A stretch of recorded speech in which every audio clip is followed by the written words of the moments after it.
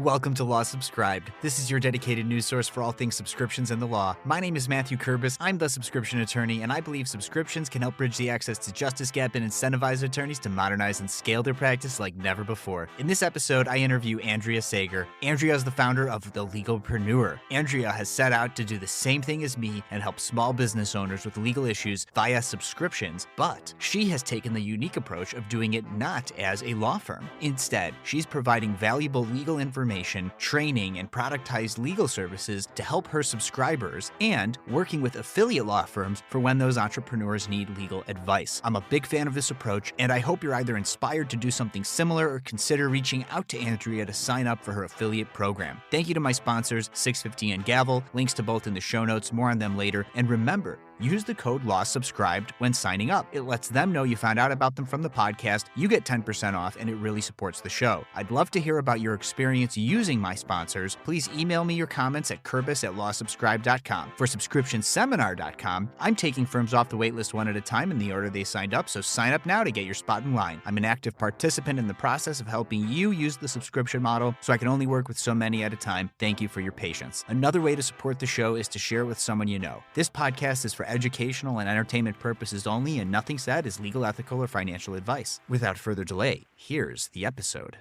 Andrea Sager, thank you so much for coming on Law Subscribed. Thanks for having me. I'm excited about this. Yeah, this is fun. It's like, sometimes you just get told about people out there and you look and it's like, holy crap, you're looking in a mirror. Like, that could have, I can't believe I'd never heard of you before, but like looking at your website and seeing what you do, like, it's just, I see so much of like how I came to some of the very similar decisions that you made in your business, which for me just feels great. But in case people haven't already gone to the legalpreneur.com, why don't you go ahead and introduce yourself to my audience? Yeah, well, thanks for having me. I'm Andrea Sager, CEO and founder of Legalpreneur. I founded my own law firm back in 2018 after doing a very short stint in big law. I very quickly realized that I was not made for big law and I wanted to support small businesses. I already had a small business, and because of that, I had a network of small businesses. And so I constantly saw the need that they didn't know where to go to. And this was back in 2017, 2018, when online businesses were definitely a thing, but not as big as they are today. And I had an inkling. I was like, I feel like I would have business if I was out on my own, but I'm not. We never know for sure. But luckily, I, got the axe from big law because I wouldn't quit myself. So I got fired, which I always say I manifested getting fired and was the best thing to ever happen to me. But I started my law firm, did really, really well. We brought in $1 million within 2 years. And that was mainly from trademarks. So I started just as a trademark attorney. But who needs trademarks? Businesses. And all of those businesses kept coming back, asking little questions here and there. And one thing that I despise about big law, which most attorneys do, and why you're probably listening, is the billable hour. And all of these clients, they would come back and literally ask me a question that would take me 2 minutes to read the email and respond to the email. So I didn't want to charge hourly for that. I didn't want to have to keep my time. And I actually had a client ask me, and she was like, hey, can I just pay you every month and you answer my questions? And I was like, you know what? That's genius. Let's do it. So the very first iteration of the Legalpreneur membership was back in 2019. And I remember, it's so funny how much it's changed over the years, but that was the very first iterations of it. But that's how it came to be. It started in my law firm. It has always been called the Legalpreneur membership. The membership itself started as something just having a different offering, but basically the same stuff. It was all for small businesses. And at the end of 2021, so in 2020, I went through a divorce. And then at the end of 2021, I realized I had more clients than I wanted in my law firm. And at that time, I had a lot of attorneys asking me for help to coach them, mentor them. And at the time, I had no idea what to do. I was like, I don't know how to coach you, or I don't know how to help you. Like, just, look at my website, just do what I'm doing. I don't know. But at that time I realized, okay, I've had this idea to go all in with this Legalpreneur brand for a long time. And at the end of 2021 is when I realized, okay, it's now or never. So at the end of 2021, we made the decision to kind of leave behind the law firm and go all in with Legalpreneur. So 2022 was our transition year, and it was rough. I'll tell you that. Go because all the legal rules, obviously, no fun. You gotta like stick within the lines, but then you're trying to do this thing and do that thing. And so 2022 is a struggle because in order to build out Legalpreneur, I essentially had to leave behind, $1 million per year business. And finally, we built our own app. We started transitioning. We brought on a different attorney, Legalpreneur attorneys to serve the clients. So that's what it is today. Legalpreneur itself provides a lot of the legal resources, the education, the DIY products. And then in our Legalpreneur membership, we have a tier, our advanced tier, where they get all access to their own attorney, and the attorneys that have their own firm, they service the membership when the clients need it.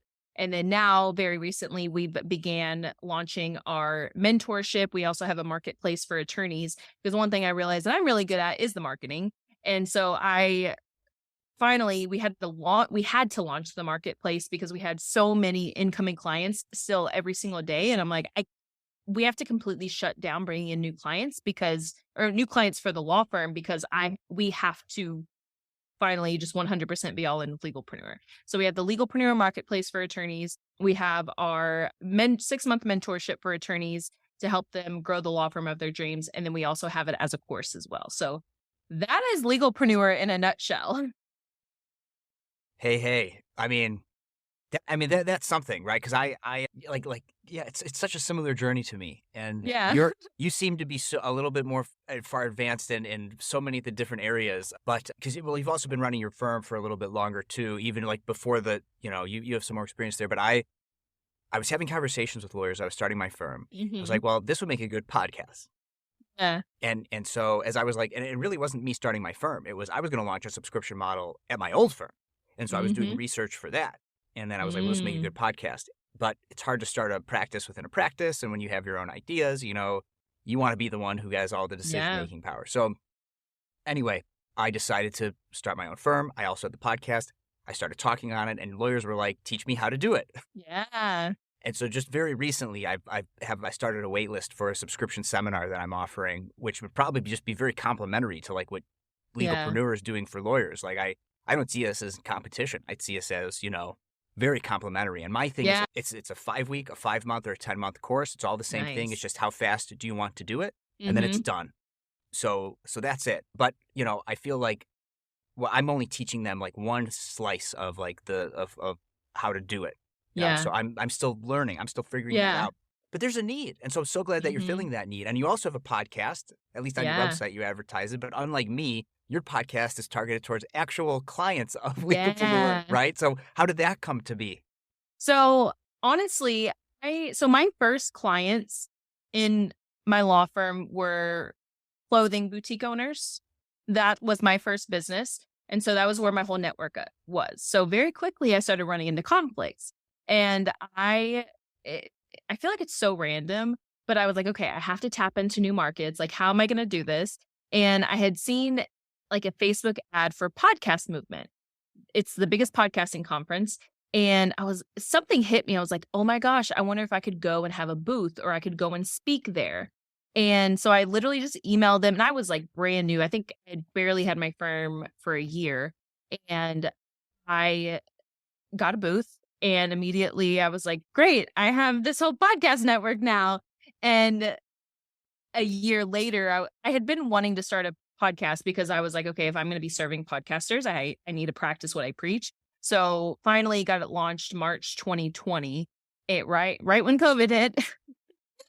And it's been great. We're actually on a hiatus, the first hiatus in 3 years though. Over the past year, I was putting out 3 episodes a week because I just love Wow. creating content. I love being omnipresent, but we've been stretched very thin right now. And it's like, okay, let's figure out what's moving the needle the most right now and focus on that. So I knew, and I know the podcast isn't done forever. It's just like, hey, this is what we need right now. So yeah, that's the podcast. Yeah, but it's still out there. And I'm sure people Yeah. I'm sure if you ever look at the downloads, like it's Oh, going up. yeah. It's So funny because I haven't even really promoted any episodes since the last episode in April. And I just got an email Monday that we still have thousands of downloads per week. And I'm like, well, this is great. yeah, useful evergreen content, right? At Yep. least for a while, not Yeah. forever evergreen. Yeah, yeah.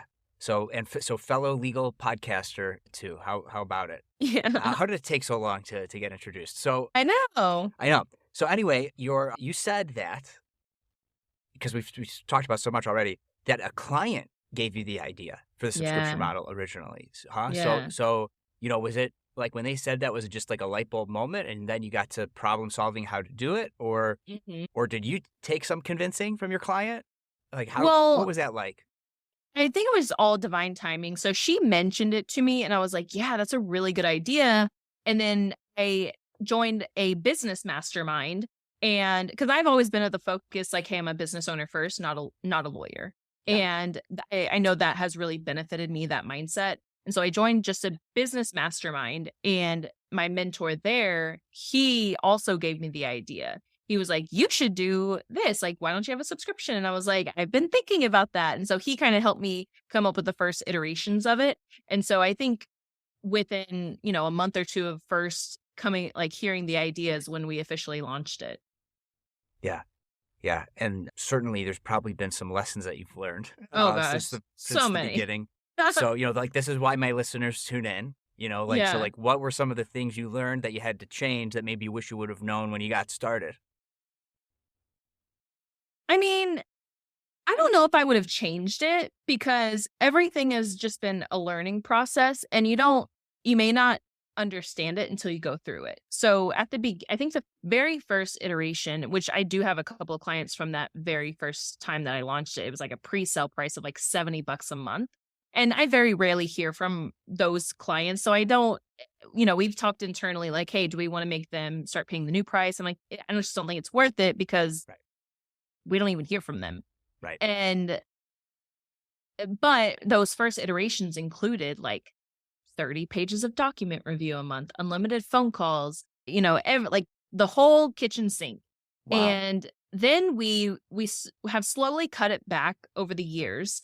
And one I know one lesson, I think it was 20, I can't remember if it was the end of 2020 or early 2021, we had our biggest launch.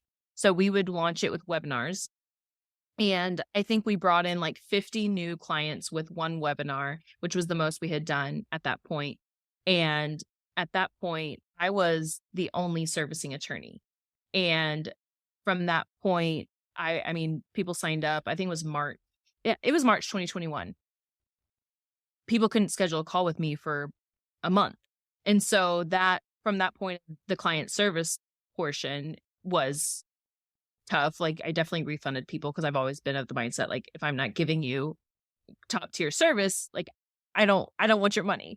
So definitely that we were not expecting that many people though.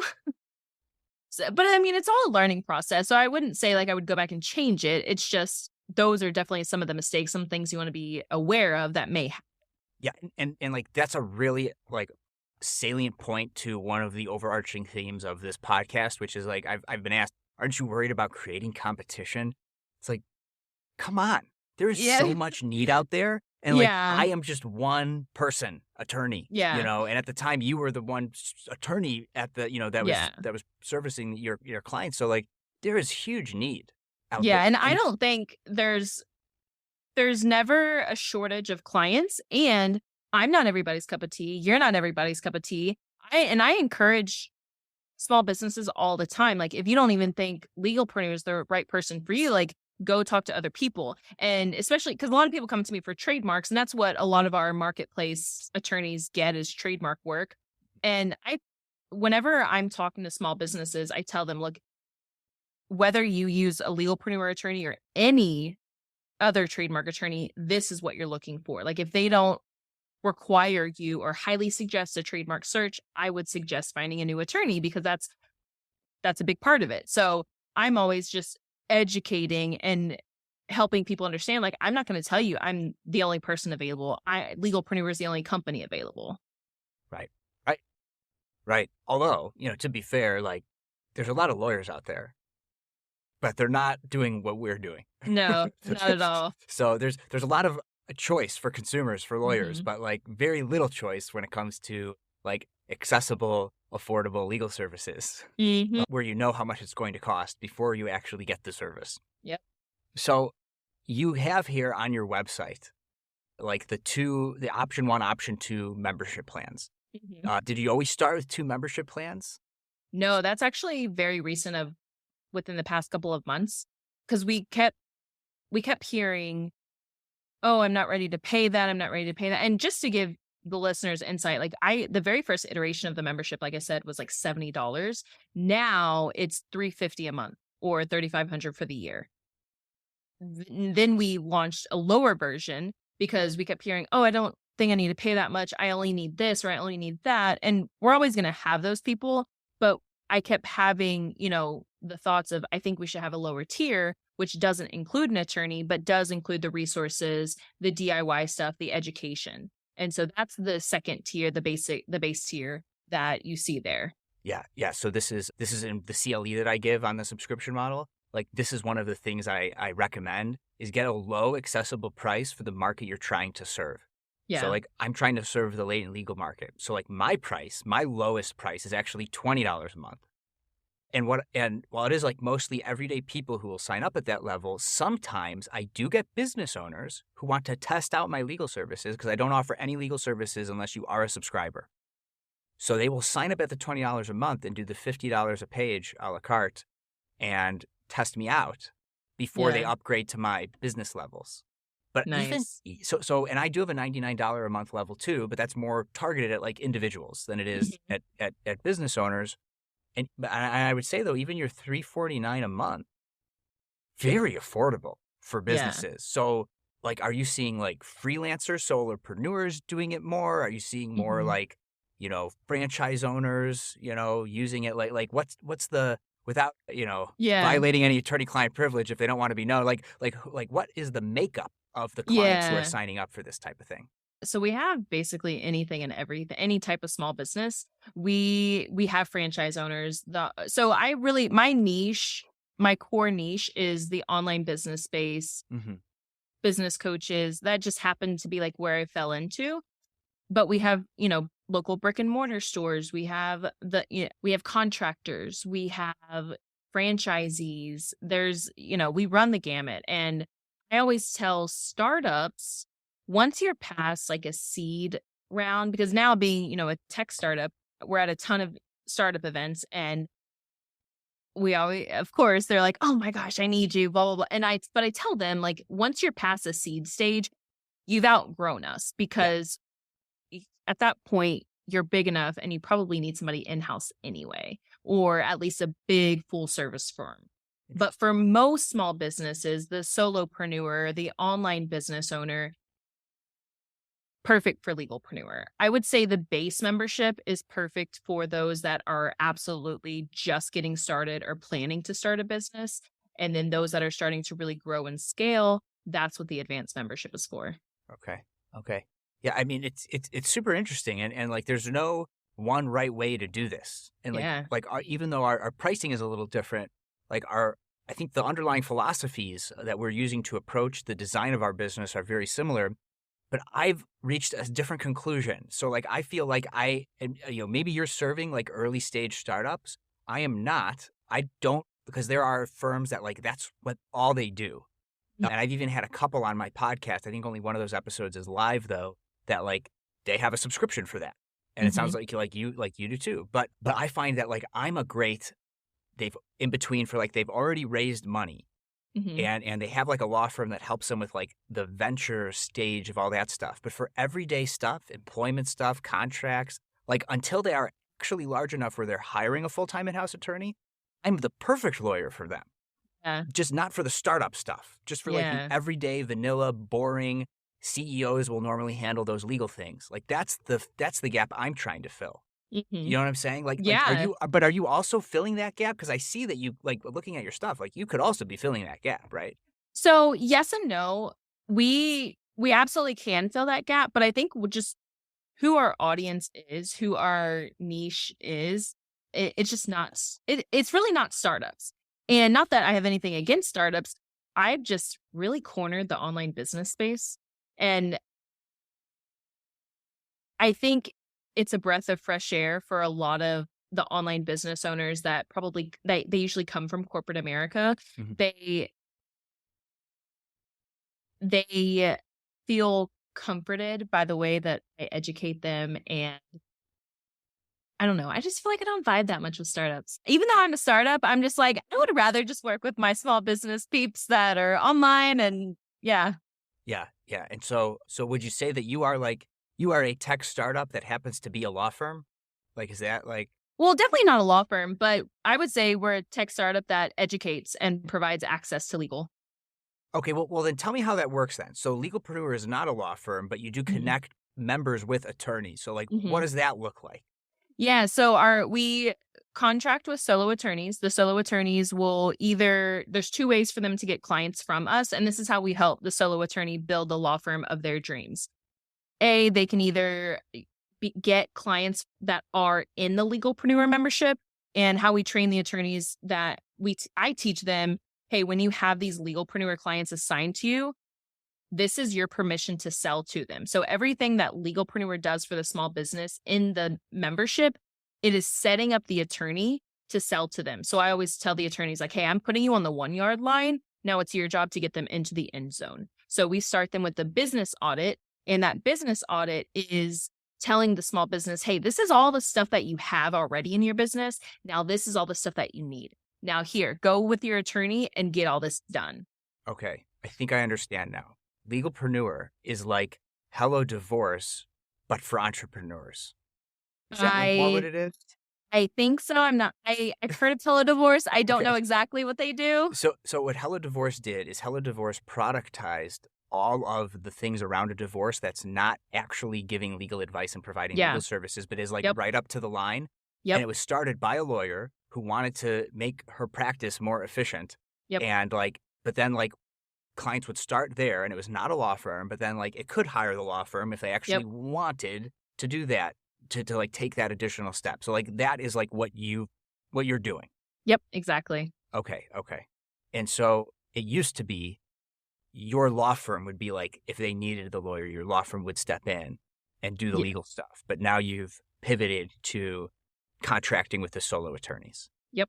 Yeah. So now we get to help both sides. We help the small businesses, and now we get to also help the solo attorneys. Oh, that And that is okay. So that is a really interesting model. I wasn't entirely sure about going into this conversation, but now I think that makes a lot yeah. of sense, and that is super cool. Still very relevant, and Yeah. and it answers another question I was going to ask you, which is like, how do you handle licensing? But if you're contracting with solo attorneys in any jurisdiction, I mean, that's how you handle licensing, right? Yep.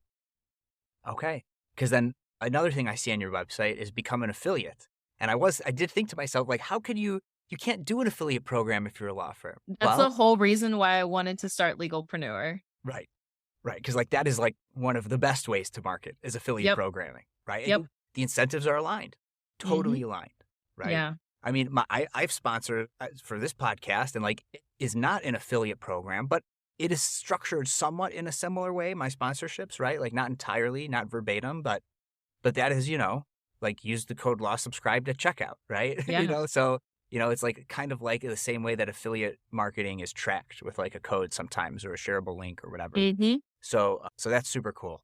Wow. So yeah, so like lawyers listening to this podcast, check it out Yeah. because it might be a way to get some business, into your firm. So then my next question is, and I think like the reasonable next question is like, how are those lawyers charging? Because I do see here on your website, it says you get 15% off all legal services with your attorney, which is sort of like your Legal Shields or Mm-hmm. Legal Zoom Yeah. type things where those membership plans that they have, you get a discount on the legal fees if you sign up for their subscription. So Yeah. that is being done in the market. But then like, how are those lawyers charging? Are they billing time, some of them? So I don't cap anybody's rates because I can't tell somebody in Oklahoma what they can charge. They have to charge what somebody in New York charges, or somebody in New York has to charge what somebody in Oklahoma charges. So I just tell them like, hey, you set your rates. However, you have to provide the 15% discount. And then we don't take a cut of anything. The Right. only thing we're making is the membership fees, all of our a la carte products.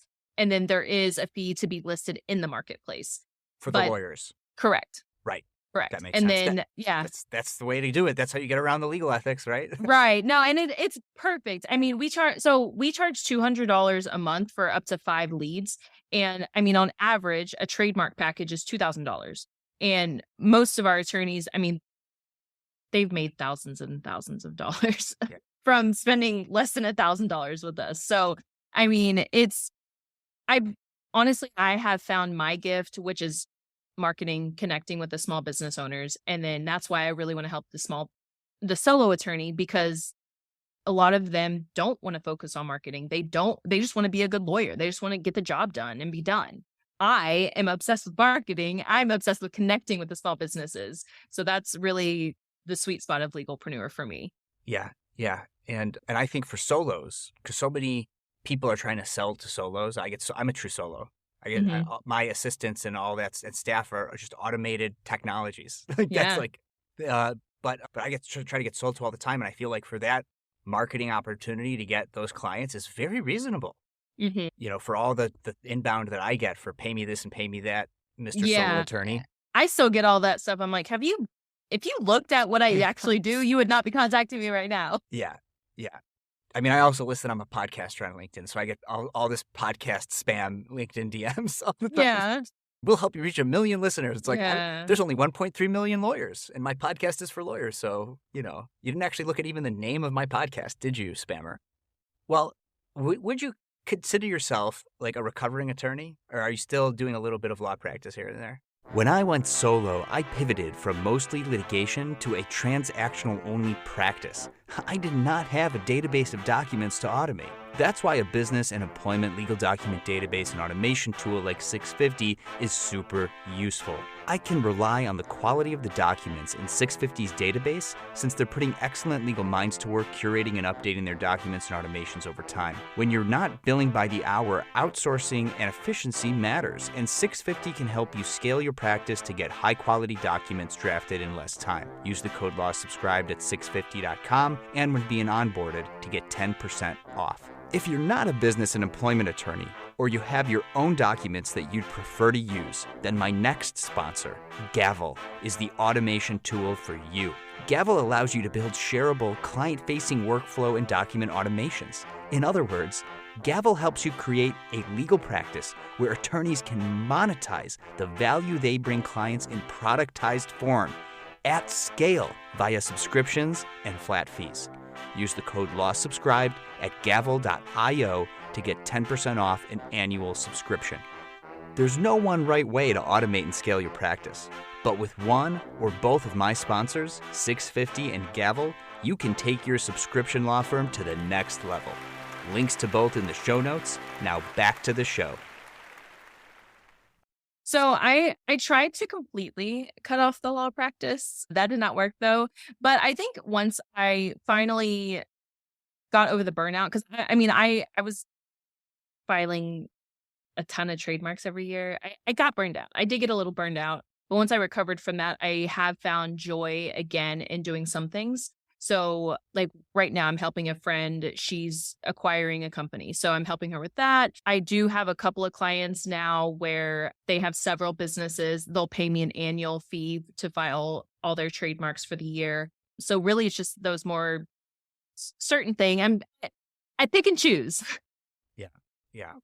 Which is a nice place to be, because I think really what got me burned out, besides just going through a divorce and going through all of that, was feeling like I had to hustle for like the next trademark client, the next this, the next that. And so having the subscription model has been, saving grace, and being able to still educate about trademarks, bring in trademark clients, but also being able to lift up the next solo attorney like that. It's beautiful what I get to do.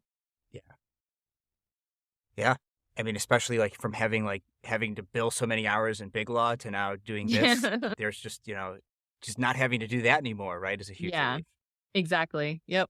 Yeah. I guess then Andrew, if you would ever want to share this episode to your solo attorney members, if they are sick of billing time and want to start figuring out how to productize their legal services as lawyers, definitely they should continue to listen to this episode and also sign up for my subscription seminar. Yeah, absolutely. And then, and yeah, and, you know, like for my $20 a month subscriptions, I don't think I could get 15% off that. Like if I were to sign up as like an attorney member, right? Because that's like real low. But like everything above that, I feel like I totally could Yeah. give 15% discount on all my other fees, even though Yeah. I intentionally have very low fees for like the market for my Mhm. monthly pricing.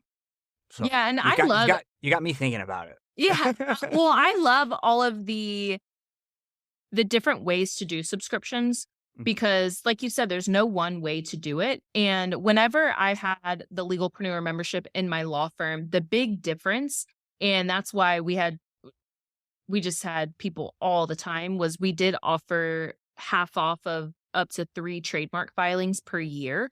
And people would have to pay in full for the year to get that. And I mean, that just brought in a crazy amount of revenue. So just even hearing about like different ways to structure your subscription, if anybody has a subscription in their law firm, I would highly suggest some incentive to getting them to pay in full for the year, giving them an extra discount, because that was really a big seller in our law firm. And now people don't miss it because it's just a new clientele. Mhm. But if I was doing it in my law firm, absolutely 100%, I would be doing that all day long. Yeah, yeah. It is one of those things like I really want to bill a year in advance and give like a discount like all the SaaS companies do. Mhm. But then I'd have to hold all those funds in my IOTA Right. account, except Well, and like set up an auto transfer at the end of every month. the way that we structured it was you have access to everything now Yeah, because you paid instead of you don't have to wait this long to have access because you paid in full for the year. You have access to all of it right now. yeah, yeah. I mean, like it's one of those things where, like you said, like legal ethics are no fun. It's so Uh, annoying, uh, so annoying. and we're operating, in the gray area. It's not explicitly allowed and it's not explicitly prohibited. It is completely silent as to like the innovations that we're doing. And Mhm. so, we're just doing our best to Yeah. comply. And like there's nobody knows what the Yeah. right thing is. And it's complicated because if you Yeah. go and petition for changes to the rules, then you're also drawing unnecessary attention for Right. I mean, Yeah. typically older lawyers who have no freaking clue, who are making those Mhm. decisions. So I'd rather just keep operating in the gray and doing my best to be ethical about it as best I can. And so like for me, I feel like I don't know how I would set that up where I could like feel comfortable not Mhm. keeping it in my IOTA, for the Yeah. next 11 months. But I'm sure you can structure it in a way that it can be done. Like that's like Yeah. I completely think that that can be done. I just Oh, can't, absolutely. you know. And I've always been of the mindset of if whoever wants to come after me, like, come for me, please, because there's half of the legal industry that wants to complain about not having access to justice because it's so expensive. And then the other half, when we do it, you want to get mad at us for not doing it by following this little bitty line right here. And it's like, you know what? Come after me. Let's fight over it. Because guess what? I highly, highly doubt that you're going to be the one that wins when you're fighting and crying for the public to have access to justice. And this is our way of doing it. Right, right. I mean, absolutely. Like, think about all the disputes that can be avoided that end up in court, causing a backlog, and using all the public's resources to resolve these things and pay more judges and more staff at the courts and more technology for the courts and all these Hmm. things when, if businesses hired, signed up for Legalpreneur and got attorneys through there, or they hired me, we could help them avoid those things because they're paying us up front to do work for them and be available. So, like, not only is it cheaper and more affordable for them than paying a lawyer by the hour, but it's like we're saving society money, I think. Hmm. Yeah, it's so many attorneys ask me about it. They're like, well, what about this ethical rule and that? I'm like, if they want to come after me, like, let them. Like, let them come after me. I will fight about this all day long because I'm operating in the gray area. And if they want to tell me that I'm not operating in the gray area, like, let's challenge this as a whole. Like, my goal, so I don't think I mentioned this, like, my goal is to change the legal industry. I want to provide more access to small business owners to having the legal resources and services that they need. And then I want to help solo attorneys actually build the law firm of their dreams because we have been so conditioned by this archaic industry mindset that it's not benefiting anyone. And until somebody steps up and changes it, nothing's going to change. Yeah. Yeah. And I mean, my singular goal, like at least with this podcast, is eliminating the billable hour. Yeah. But in order to do that, you also have to do all the other things that you just mentioned. Mm-hmm. So I see our goals as very much aligned. For the types of clients that you're serving, like they're like Shopify kind of businesses then, right? If they're like online businesses, Yeah. huge need for that. And I mean, I have to imagine like content creators, because they are like these Yeah. days, content creators are also Shopify businesses Yeah. or whatever service they're using to sell Yep. their merch or coaching or what have you, right? Like Yeah. that's like your clientele mostly. Yeah, exactly. Yeah. So I'm assuming, though maybe I'm wrong, that these are not people who were paying lawyers $400 an hour before. Is that right? No, not at all. Not at all. And one of the biggest challenges for Legalpreneur to getting those clients earlier, because my whole thing is I don't want you to wait till you need an attorney, because if you wait until you need one, you've waited too long. Mhm. So our biggest challenge is getting in front of them before and at the beginning. And I've seen our biggest success in that is aligning with their authority figures. So when I joined that business mastermind, I was in alignment. Like I just aligned with a lot of business coaches, a lot of people that were teaching those small businesses. And because, those small businesses trusted their authority figure, they put me in front of them and they automatically trusted me. And that has been by far our biggest return on any type of investment. And that's honestly just a time investment. So that's my biggest goal, is always just aligning with authority figures that have the audience of the small business owner, the content creator, because that's going to be the biggest alignment. I think that's genius, because like that is like, so I recently did a LinkedIn Live, which I failed to record on Zoom. I like on Zoom. So like it's on LinkedIn forever. But I wanted to also publish it as a podcast, but I don't have that recording, unfortunately. But it's out there. And we were talking, it was with a legal marketer expert, Conrad Sam, and we were talking about like, can you market? Like, how do you market problem avoidance? And it's hard because people need intention, and they don't have intention for avoiding problems. They have intention for, I have a problem, I want it to go away. Yeah. So, the solution that I came up with during that conversation was, once you help them solve their problem, hopefully you get them at the beginning or early, then you've solved their problem, and now you could sell them on problem avoidance moving forward for other problems that they can avoid. Like that's like how you sell problem avoidance. But what you've just said is, who are the people that the clients, your ideal clients, are already listening to? Yeah. And work with them or figure out a way to get in front of them in a similar way. And I just think that that's genius. Yeah. And because when they are, and I've experienced this, in positive and not negative ways, but it wasn't as big of a payoff. The way to really have the best payoff from that is to really stress to whoever that authority figure is that they need to stress to their audience, like, hey, you need this. Like these are the reasons why you need it. So my mentor that I joined his mastermind, it was actually perfect timing with him because he had just gone, I think it was like a Higby copyright thing.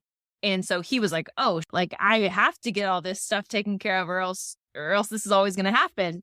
So it was divine timing there. But because he had also gone through that, he was always the biggest proponent of me, and that every small business needed me. So having that authority figure that understands and also talks about it, embodies it, like that's going to be your biggest payoff. Yeah. And that's just like, in a way, it's like the classic way lawyers get clients, which is referrals. But it's like, is one of your referral partners or one of the people who refers you business or recommends people go to you is just like a thought leader, in their space. Yeah. Like getting like that kind of thing. So it's just like, referral business, times a million. Yeah, exactly. Basically. Yeah. Yep. That's great. That's great. So as we're rounding out our conversation, though, I am interested in learning about like the technology that you're using. Now, while Legalpreneur is not a law firm, it is a subscription business. And so you're using all sorts of technology that aligns with that type of business model. So my listeners would love to know, because I actually don't use too much legal tech. I use non-legal tech to power my subscription law firm. Yeah. So like, what technology are you using to power your business? So we built our own app, but let me talk about when I had the law firm. I think that may be more relevant. We I never really use legal tech either because I find it to be very irrelevant to what I'm doing. And that's always an idea on my head, to create legal software for transactional business, transactional lawyers. But we did use my case, and we didn't use it to its best capabilities. We just used it for intake forms, keeping track of all the clients that we had. But that was really that was really our only software, like legal practice management wise, and we didn't use it very much. But we talked before about Calendly has always been my absolute favorite. And if you are a lawyer not using Calendly, you are wasting time and money. Calendly, I think that's $12 a month, and that's the best thing in the world. Yeah. Yeah. It's like, how are they charging so little? Like, I probably pay 3 Yeah. times as much, right? Mm-hmm. And yeah, I agree. But then even like for example, like so you have a custom software solution essentially, because you've built out your own app, and maybe that even be worth having a conversation about whether or not it's worth it to do something like that. But it still like integrates with things like, do you integrate it with Stripe to power your payments? Do you like use Plaid? Like what are you using Yeah. even on that side of it? Like, So I personally use Stripe for Legalpreneur payments.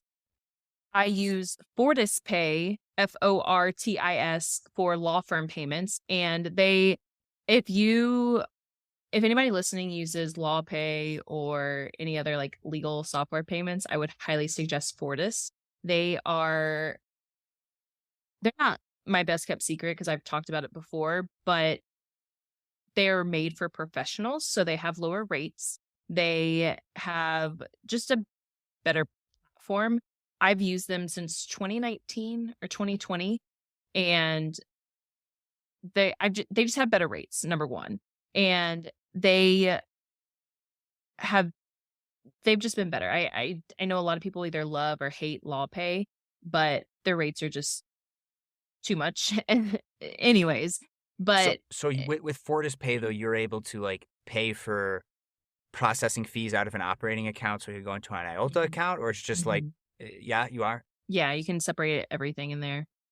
Yeah, I mean, because like that's the problem, right? Yeah. Like that's why people use LawPay. Like my firm signed up with Gravity Legal, and unlike LawPay, they don't charge a monthly subscription to use it. They do charge. I don't know if they charge the same or like a slightly higher like flat rate off of every transaction, but it's paid out of the operating, not out of the client funds. But I'd not come across Fortis Pay. I'd definitely have to look into that because Gravity Legal hasn't decided to sponsor my show yet. So Yeah. they keep getting all this free promo. I can actually make an introduction. So one of my friends, he came from the chiropractor business, and he's a co-founder in Fortis.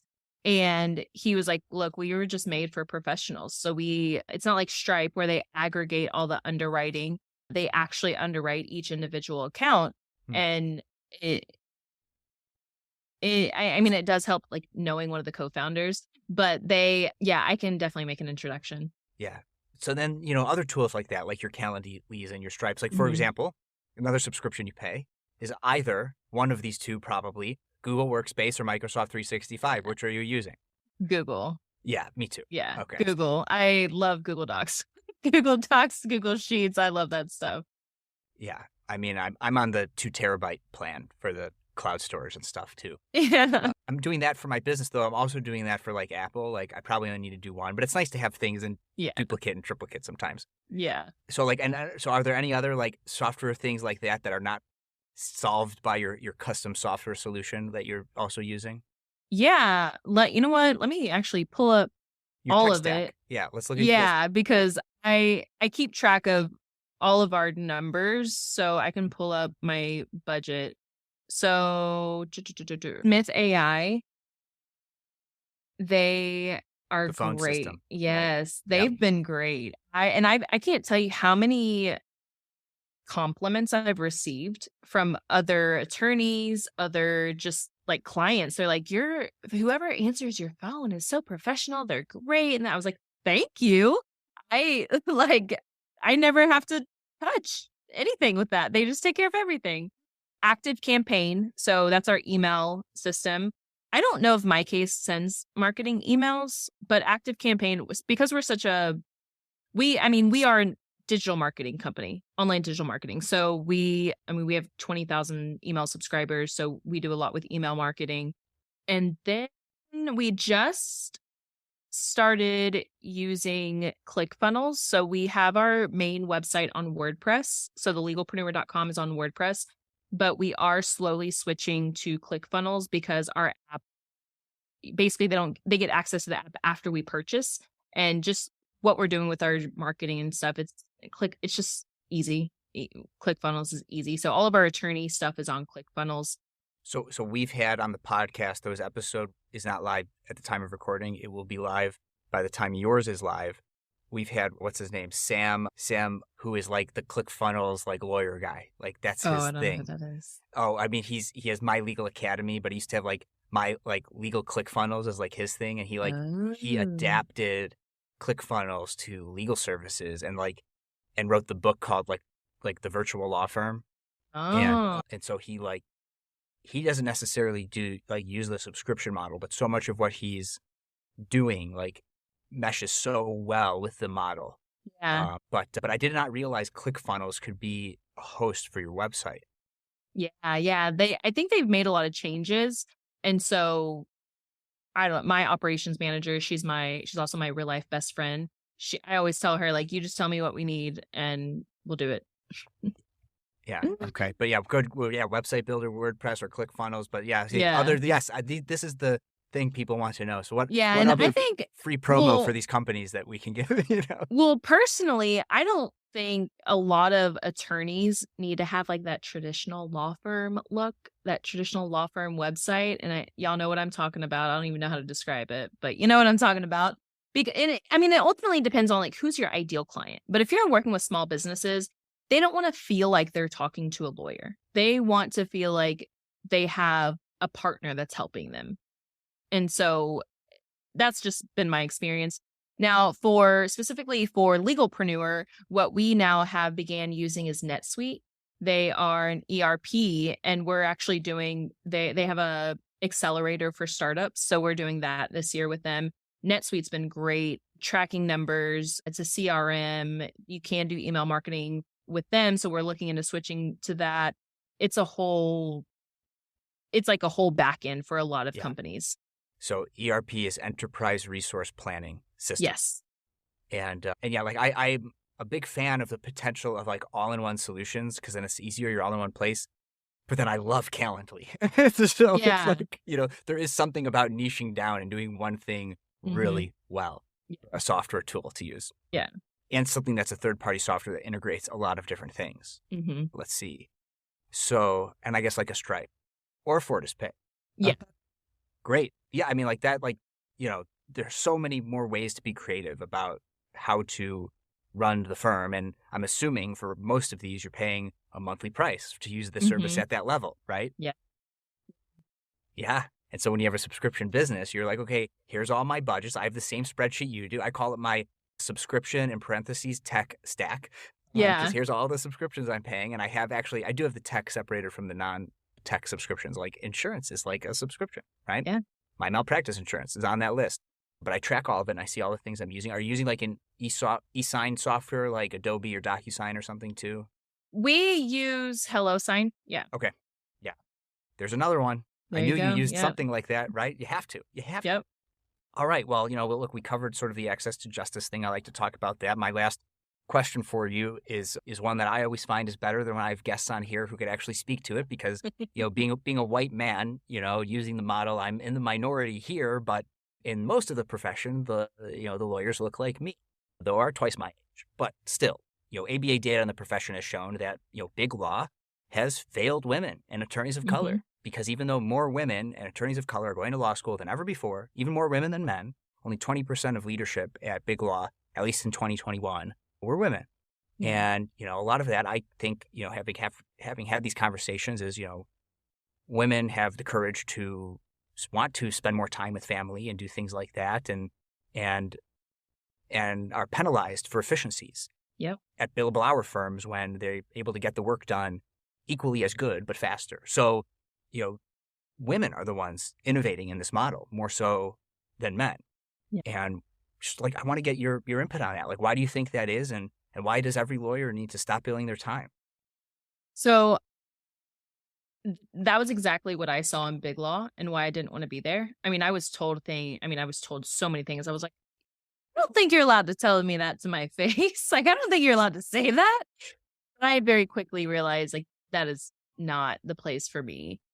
And I I mean, innovation is how we get to write our own rules. And for so long, we just kind of thought this is how it has to be. But finally, we're all waking up, and it's like, actually, no, it doesn't have to be like this, and we get to write our own rules. Like I remember just some of the awful things that were said, and I was, what? Like I get it now because I had never experienced, the blatant, discrimination, the blatant, just ridiculous things that you hear about but never experience. Like I actually heard it. It was said to my face. Like I experienced it. And then I was like, F this. Like I will just go and do this on my own. And that's why there's so many more female entrepreneurs. There's so many more people of color that are joining entrepreneurship, whether that be as a solo attorney or just as an entrepreneur in general.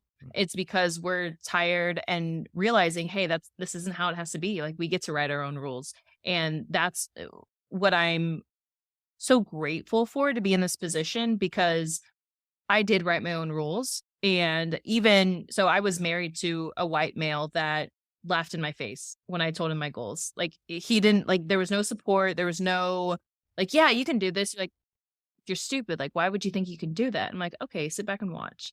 And so now he's the one watching from the sidelines. But like I said, I want to change the legal industry. And I think a lot of people want to see change, but it starts with us. It starts with me. It starts with you. It starts with actually changing. Because we've all heard the quote, like, nothing changes unless you change. So unless we change, nothing is going to change, which is why, I challenge I'm not inviting the ABA or anybody to come look into like what I've done or anything, but I want it to openly be okay for us to have subscription models, for us to openly be able to do this or that, not have to operate in this gray area. I want solo attorneys to be able to have so I'll say this one thing really quickly. Whenever I hit my first $100,000 month in my law firm, I happened to have a call with another mentor who he has a mid-sized law firm, and we were talking about something. It was like substantive law, but I was like, oh, guess what? Like I finally had my first $100,000 month, and he was like, oh, is that billed or collected? And then he started to like question, like, how are you able to do that on your own?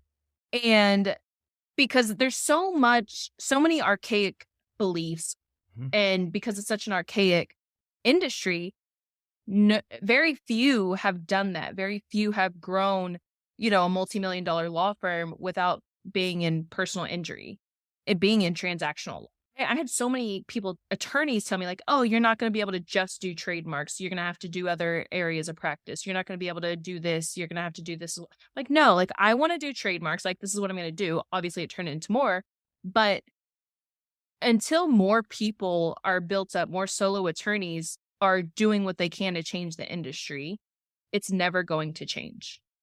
And so we as the solo attorneys have to put in the work, have to actually change to change the industry. Yeah. Yeah. I think the takeaway there is, like you said, you write your own rules. And when you do, and you're not writing, I'm going to do the billable hour. That's like, so I think that's great. It's not going to get any better than that. So my last question for you, Andrea, that I always like to end these episodes with is a hot dog a sandwich, and why? Oh gosh. Is a hot dog a sandwich? Yes, because it's it's a piece of meat between two pieces of bread. Okay. All right. Well, if people want to follow up with you or reach out, what's the best way for them to do that? You can find me on Instagram at Andrea Sager Law. You can reach out, thelegalpreneur.com, and yeah, come say hi. Right. thanks so much for coming on the show. Thank you. Thanks again to 650 and Gavel for sponsoring this show. The best way for others to discover this show is for you to share it with someone you think would find value from it. Follow me on LinkedIn, since that's where I'm most active on social media, and click the bell towards the top right of my profile to get notified about all of my posts about this podcast and everything else I think is valuable for you to see. To get in touch, message me on LinkedIn or email kurbis@lawsubscribed.com. All links are in the show notes. Until next time, this is Matthew Kurbis with Law Subscribed.